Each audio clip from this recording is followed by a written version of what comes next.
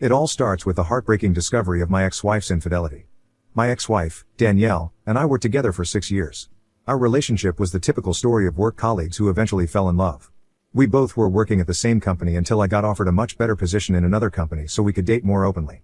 We eventually got more serious, got married, and had a beautiful daughter called Sarah. It had been years since I had seen my parents, so for Thanksgiving, we decided to make plans to visit them and spend some time with them. Sarah also needed to spend some quality time with her grandparents to feel connected to my roots. When we arrived, we were warmly greeted by my parents, who were extremely excited to meet Sarah. That night's dinner was great with my parents as we talked about all the moments we had missed being there for each other.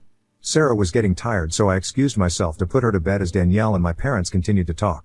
Like all kids, she started pleading with me to allow her to play video games with her for some time. Looking at her pleading eyes, I finally gave in. We played a game on her tablet for a while. It was so interesting that I lost track of time until I realized it was too late and she needed to sleep.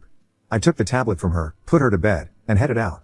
I heard Danielle still talking to my parents, so I sat down on the couch in our living room to continue playing the game on the tablet. I was busy playing when suddenly there was a text message notification on the top. I couldn't help but glance at it. It was from someone named Chad, who said, "Missing you already." I immediately froze in the middle of the game as the words sank in. I couldn't comprehend what I had just read. Why was my 8-year-old daughter getting texts like this from someone named Chad in the middle of the night? I immediately checked the message tab and quickly realized that the tablet was connected to Danielle's cloud. That's when it hit me, this tablet actually belongs to Danielle. She would have had her iPad synced with this tablet, hence the messages that were coming to her phone were also showing up here. She must have forgotten to log out of her iCloud account on this tab before giving it to our daughter. Confusion etched my face as I tried to deduce why she was getting this kind of message. I opened the Messages app with a bated breath and clicked on Chad's message. My mouth was wide open in shock as I scrolled through the message, and I discovered a series of intimate conversations between Danielle and Chad. I clicked on his contact picture and gasped in surprise, realizing that he was our neighbor. I had hardly met him once or twice, but reading my ex-wife's messages with him, it was clear that their relationship had crossed into dangerous territory. Their texts were filled with details of all their meetings and plans. They had talked about our relationship in excruciating detail, where Danielle had revealed how she didn't love me anymore but didn't want to be the one at fault for our relationship to break off. She mentioned how much she hated the fact that I didn't give her any attention because of my work, and that she was glad to get all the love and attention from him. Chad, in turn, had written how he loved being our neighbor so he could come over to visit her whenever me and Sarah were out. Their text messages were so graphic and disgusting to read that I wanted to puke in disgust. I couldn't believe that I had stumbled upon Danielle's secret affair. It was a shocker, the kind that makes your heart race and your mind struggle to process the reality unfolding before you. My mind raced and I started taking photos on my phone of all their text messages. My hands shook and I was worried that Danielle might come over and find out that I had discovered her affair. I wanted to keep it quiet for the time being. I didn't want my daughter to see these kinds of messages accidentally while playing on the tablet. She might be a kid, but she wasn't stupid. I didn't want my daughter to find out about any of this because she was too young to go through this. After I had collected all the evidence, I unsynced and wiped the tablet clean, knowing that Danielle's phone would also have all these messages as additional proof. The entire night I tossed and turned in bed, unable to sleep, trying to understand why my wife would cheat on me. The next day, with my daughter Sarah out for brunch with my parents, I decided it was time to confront my ex-wife about the affair that tore our family apart. I needed answers, and she couldn't escape this time. When I brought up the affair, she flat out refused to accept it, like a stubborn child caught in a lie. But I had evidence, messages, calls, and the undeniable truth. As I showed her the proof, she crumbled. The tears started flowing, and the guilt she'd been hiding spilled out. Through her sobs, she admitted to everything. She said she needed me but blamed my work schedule for her wrong turns. Chad, the guy who'd become a wedge in our marriage, apparently played Mr. Comforter during the rough patches. She regretted it all, or so she said. I asked the one question I dreaded hearing the answer to: how long had this affair been going on? Her answer hit me like a punch in the gut. She replied that she had been sleeping with Chad on and off for a whole year. I couldn't believe it. A year of betrayal from my partner while I worked my ass off to provide for our family. Disgust washed over me. It was one thing to suspect, another to have it confirmed in such plain words.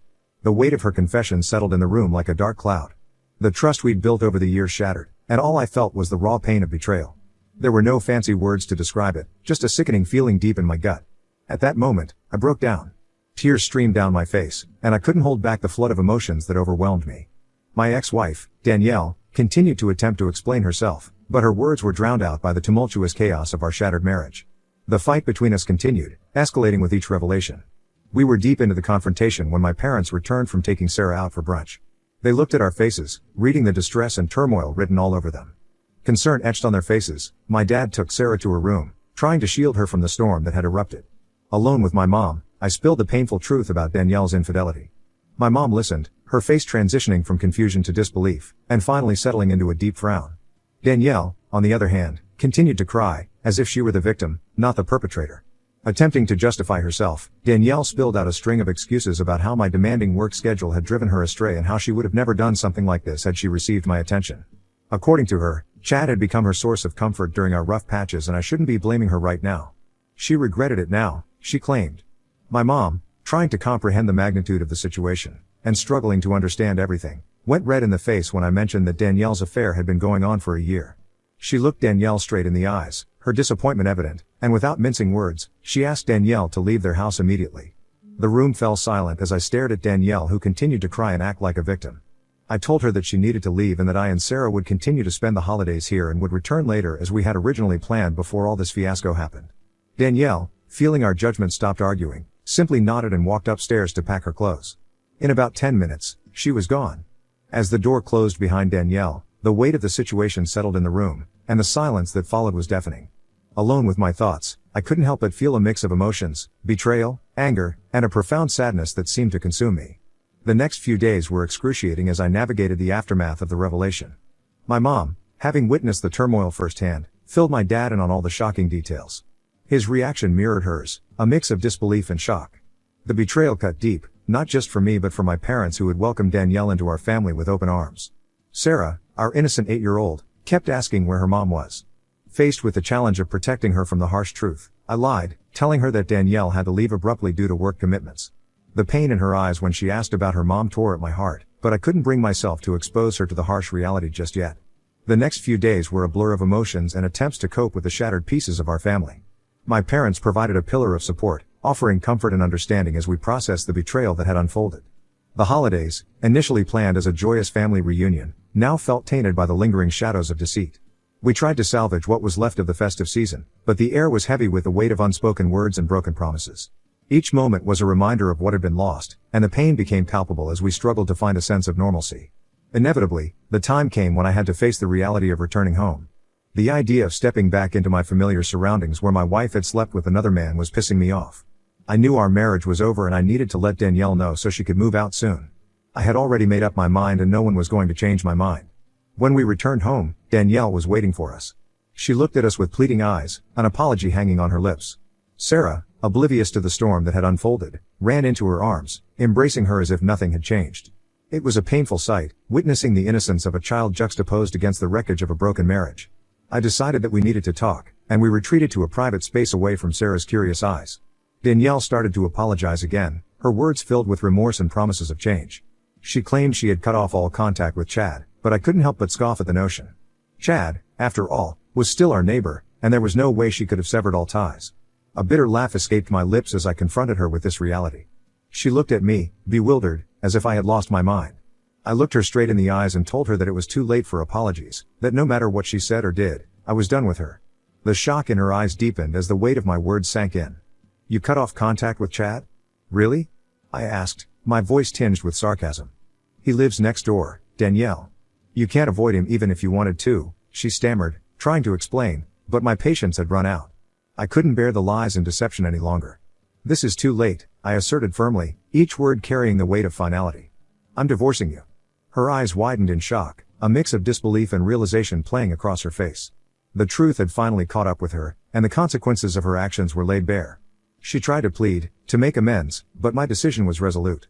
I had endured enough, and the only way forward was to sever the ties that bound us.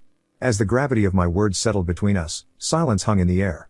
There were no more words left to say, the damage was irreparable. Eventually, Danielle did move out and I filed for divorce. Little did I know that the battle for custody over our child, Sarah, would turn our lives upside down. The divorce dragged on for months. Thankfully, we had signed a prenup so Danielle and her lawyer couldn't demand me to pay her anything, especially after the evidence of her having an affair and destroying our marriage in the first place. Amidst the legal proceedings, we reluctantly agreed on a 50-50 custody arrangement for the sake of our beloved child. I dutifully paid the child support as mandated by the court, hoping it would contribute to providing a stable life for our daughter. Danielle moved back to her parents' place, and despite the shattered remnants of our marriage, I still maintained a decent relationship with her parents.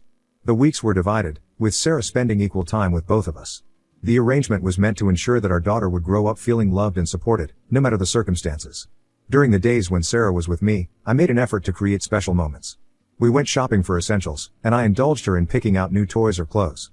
However, as time passed, I noticed a troubling pattern. My ex-wife seemed to be neglecting our daughter's needs, refusing to let her wear nice clothes or enjoy the little luxuries that should be a part of every child's life. Whenever I went to meet Sarah, she would be wearing old clothes, and it perplexed me as I knew she had a closet full of new outfits. I cautiously broached the topic with Danielle, asking why Sarah wasn't wearing the new clothes I bought for her. Danielle brushed it off, claiming that Sarah was saving them for special occasions. I felt a twinge of confusion but decided not to push the matter. Co-parenting was challenging enough, and I wanted to maintain a semblance of peace for Sarah's sake. Despite the unanswered questions, I focused on providing the best experiences for Sarah during our shared moments. We made memories together, whether it was a simple day at the park or a more elaborate outing to her favorite places. It became our way of navigating the complexities of our altered family dynamic.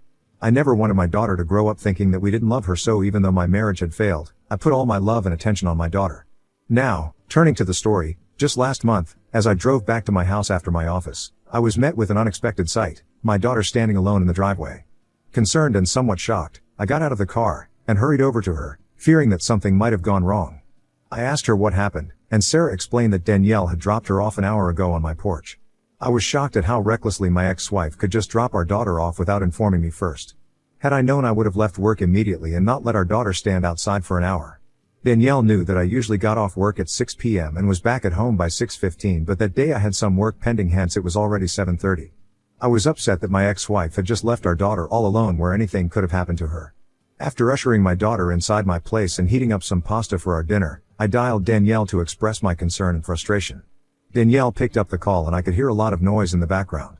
The noise in the background sounded like a lively environment, and I couldn't shake the feeling that Danielle was at a bar or some social gathering.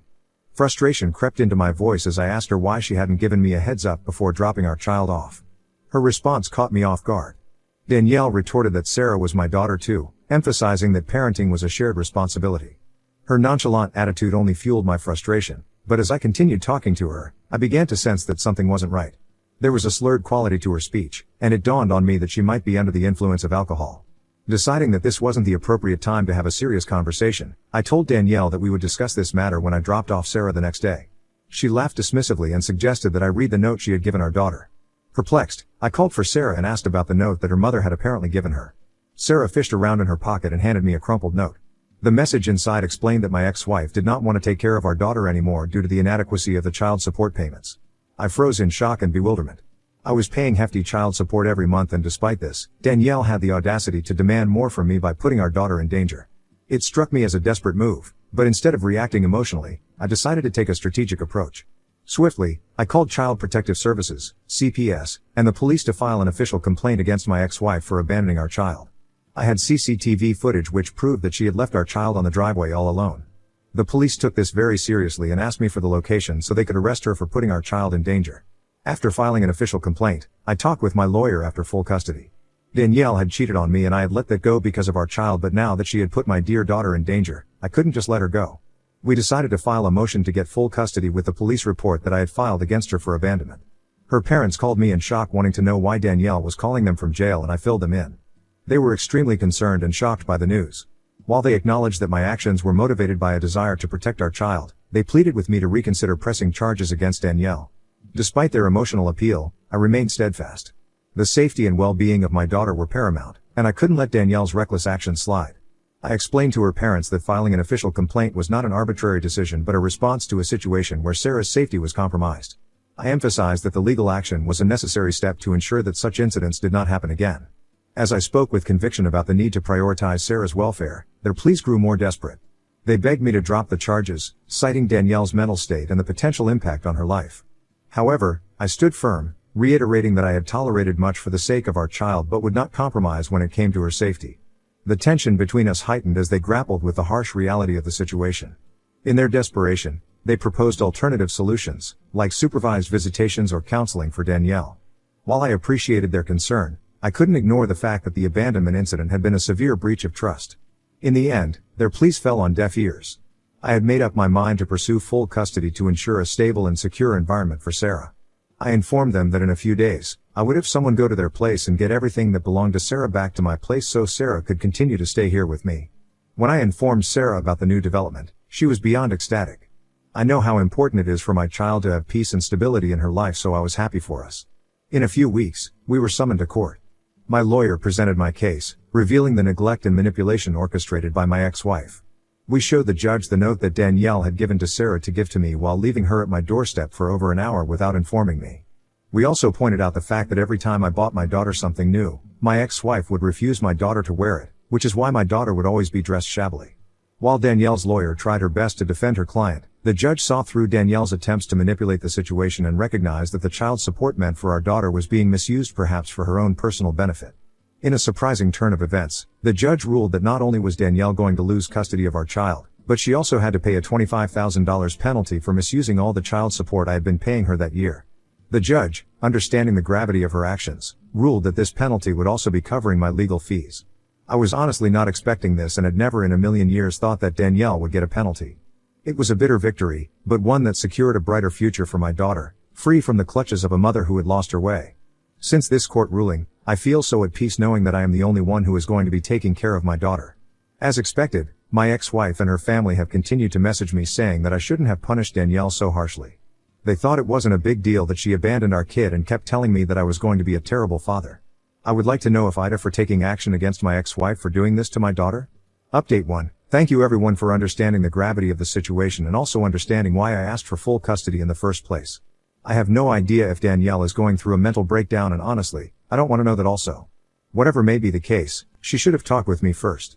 She did not have to take such a drastic step by leaving our kid all alone in the driveway. The last couple of weeks have been bliss.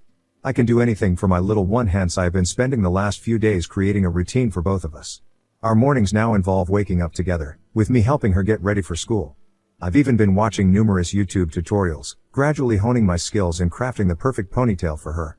Regardless of what Danielle and her parents might believe, my commitment is unwavering. I'm determined to provide everything for Sarah so that she never feels like she's missing out on anything. Update 2. It's been a month since my last update, so forgive me, but I have been very busy with my life. The reason for this update is a recent revelation from mutual friends about Danielle's pregnancy. Apparently, she's 3 months pregnant with Chad's child. When Chad learned about it, he pleaded with her not to proceed with the pregnancy, but Danielle insisted on keeping it. In response, he left her, which explained her erratic behavior lately. Danielle found herself in a financial bind. She couldn't turn to her parents for more money, fearing eviction. Consequently, she resorted to selling the new clothes I had been providing for Sarah. This clarified why our daughter couldn't wear the new outfits, and Danielle had been concocting stories about saving them for special occasions. It also dawned on me that her note demanding increased child support was likely an attempt to secure more funds for her second child. What disgusted me the most was the sheer irresponsibility of her actions. Despite being aware of her pregnancy, she left Sarah at my doorstep and went out drinking. It's a level of negligence that's difficult to fathom. I'm grateful I fought for full custody of my daughter, considering what Danielle might have put Sarah through with the arrival of her second child. Update 3. It's been 6 months since my last update and life has been going great so far. Sarah and I have only gotten closer, and I can proudly say that I think I'm doing a good job as a single parent. Danielle has not attempted to contact me or show any inclination to meet Sarah over the last month, so hopefully, she doesn't disturb our peace anymore. With New Year's on the horizon, I've arranged a surprise for Sarah, a trip to Disneyland.